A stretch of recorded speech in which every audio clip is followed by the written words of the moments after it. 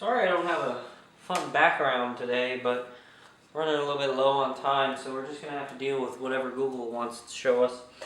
Today we're going to be talking about HTC's new blockchain phone. So the term blockchain phone is a little bit, it's a little bit misleading. The phone is called Exodus, which first of all, Exodus sounds like a blockchain, something related to Bitcoin or cryptocurrency. It's called Exodus 1, implying they're planning on making it an Exodus 2 or some kind of, next generation phone.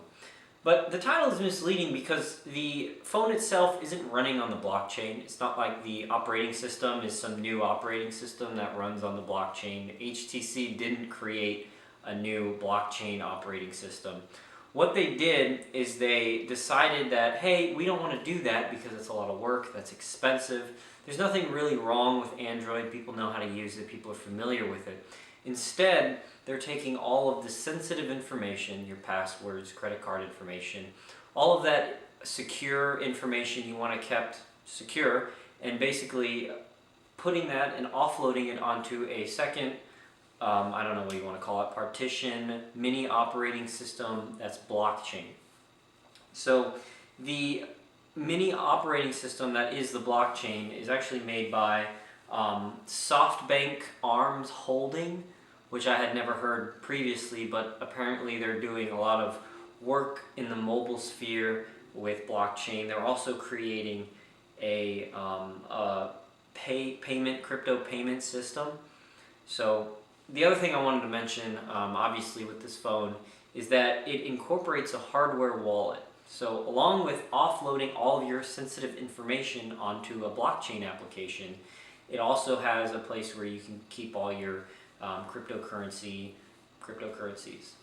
So I'm not sure, and not enough details have been released about what they call Zion, which is their hardware wallet, about what can you hold on it. Is it only ERC20 tokens? Is it just the main ones like Bitcoin, Bitcoin Cash, Litecoin, stuff like that? But I guess since this company, SoftBank Arm Holdings, is creating this and they're also working on crypto payments, I guess the way that HTC is seeing this is that one day they want people to use their phones kind of like they do Apple Pay and Samsung Pay, and use their phones as a way to pay.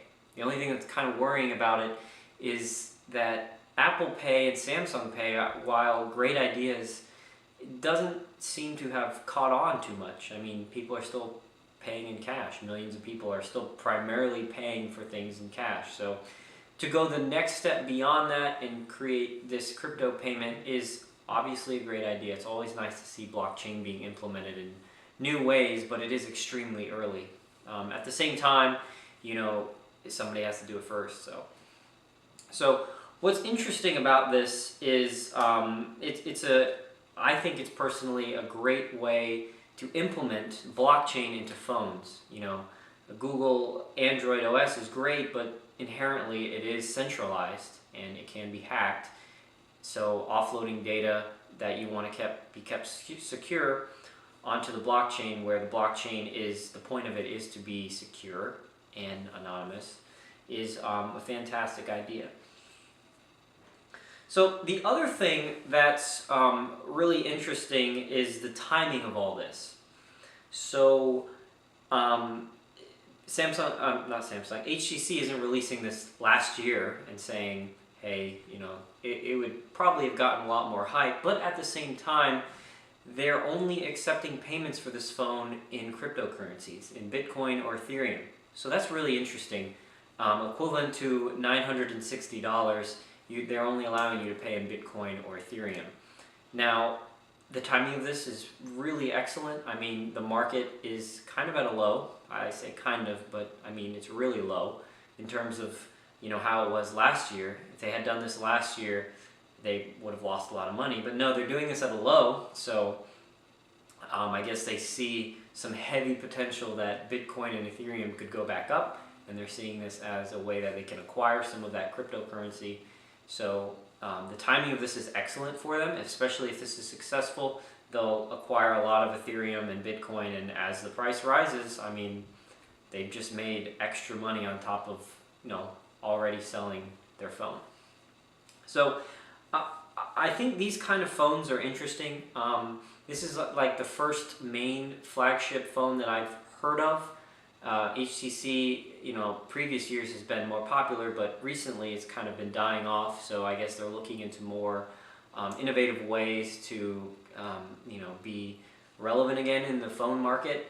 I know personally, I've talked to people about, hey, they told me they bought a pizza at a store using their credit card, and then the next day or a few hours later they go on Facebook and they start seeing ads for frozen pizzas. So people are becoming more and more aware of their privacy. Wibsyn is something we talked about last video, platform where you can actually sell your data, sell it.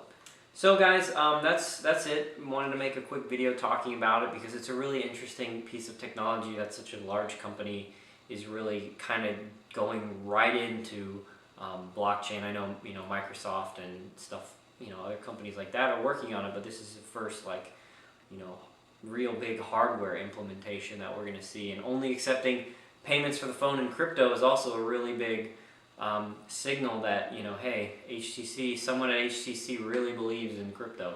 I mean, obviously they're making a phone about it, but thanks guys for watching. I hope you enjoyed the video. Bye.